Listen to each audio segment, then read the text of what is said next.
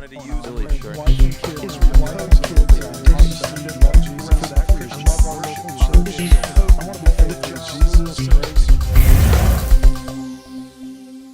Another thing in the book that I think goes to that point is you talk about the theology of God has a wonderful plan for your life.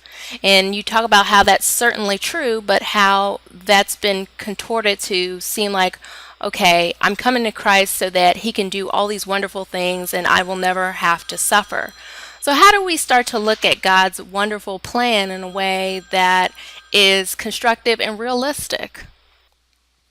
Well, great thought. You know, our problem is we haven't built foundation stones in our life that will produce resilient faith.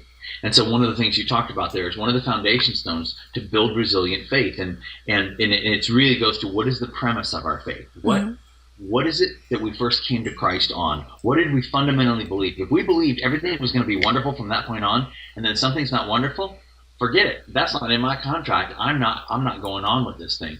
When I say what's the premise of our faith, it's a very important foundation stone. For example, if you hear an altar call and somebody's being begged, please come to the front, please pray. Well, then they need to be begged to come to church, begged to read the Bible, begged to live holy, begged to tithe. They're being begged. That's the premise of their faith. And so we identify in the book what are some of the premises they sound spiritual, but they're not scriptural.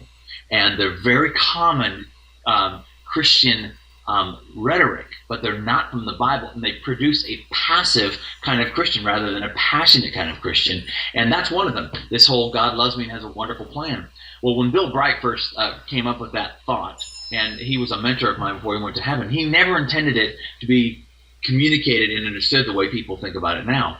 He was presenting that, hey, God is a good God, and he's got good things for you, you know.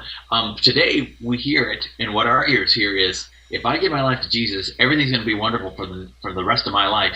And if you could define wonderful by full of wonder, like he's a God of wonder that really fills your life with wonder, then that may be true. But to say that it's going to be an easy life, hey, life is tough.